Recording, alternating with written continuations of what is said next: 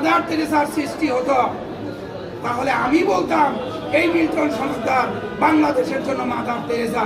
খেলাটা ওর বিরুদ্ধে আসবে না এই কারণে, কারণ যে ব্যক্তি এই মামলার বাদী, আজকের মামলার বাদী, সেই বাচ্চাটা 6/9/2020 তারিখে স্বেচ্ছায় এসে এই মিল্টন সমাজদারের child and old age care হোমে দিয়ে যায় এবং আমরা প্রপারলি রসিদের মাধ্যমে এই মিল্টন সমাজদার তাকে রসিদ দিয়েছে, রসিদ দিয়ে বাচ্চাটাকে মিল্টন সমাজদার গ্রহণ করেছে।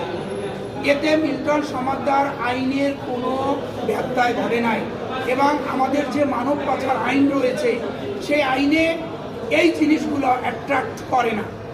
কেন করে না? আমি কোনো বাচ্চাকে, কোনো নারীকে, কোনো শিশুকে, কোনো মানবকে ফুসলাইয়া হোক, প্রতারণা করে হোক, জাল করে হোক, জালিয়াতি করে হোক, আমি তাকে বাংলাদেশের ভেতরে অথবা বাংলাদেশের বাইরে এই মিল্টন সমাজদার তাকে লুকাইয়াও রাখে নাই, পাচারও করে নাই।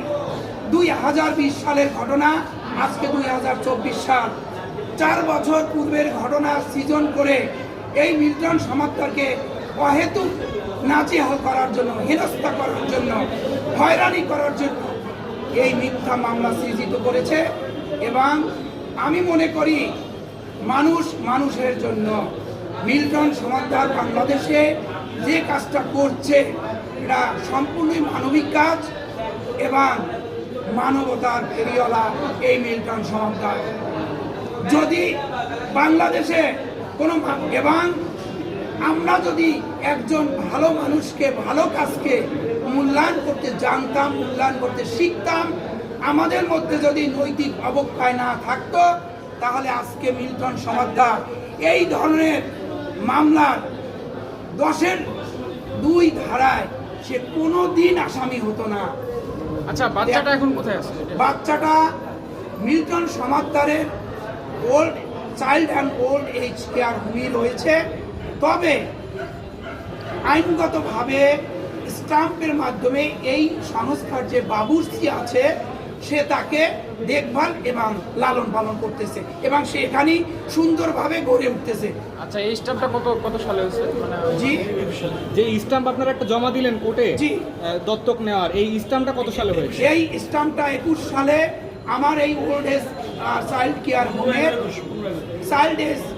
হোমের যে বাবুর্চি সে স্টাম্পের মাধ্যমে লিখিত করে, যেহেতু তার 18 বছরের কনজুগাল লাইফ, তার কোনো বাচ্চা হয় না, সেই বাচ্চাটাকে সঠিকভাবে বড় করার লক্ষ্যে এবং তার জীবন যেন সুন্দরভাবে গড়ে উঠতে পারে সেজন্য তাকে দত্তক নিয়ে তাকে সুন্দরভাবে লালন পালন করে মানবিক জীবন দান করেছে। আচ্ছা, মামলার বাদী যে রাকিব, উনি নাকি পরবর্তীতে 6 মাস সমাজদারের কাছে বাবুর্চি এই বাচ্চাটা আগে দাবি করেছে এবং এই বাচ্চাটা যখন বাবুর্চি নিল তখন ওর মনে হলো আমিও তাহলে চাইয়া দেখি কি হয়। আসলে বাবুর্চি প্রথম নিয়েছে। আর মিল্টন সমাজদারের মধ্যে এমন কোনো ইল মোটিভ, ইল ইন্টেনশন নাই যে সেই বাচ্চাটা একে দেবে না ওকে দেবে। বাচ্চাটা যেখানে ফিট অ্যান্ড প্রপার থাকবে, ভালোভাবে গড়ে উঠবে, তার জীবন যেখানে সুন্দর হবে, এটা দায়িত্ব মিল্টন সমাজদারের এবং সে বাবুর্চিকেই প্রপার এবং যথার্থ মনে করেছে, তাই তাকে দিয়েছে। সেটা ঠিক আছে, এখানে তো আরো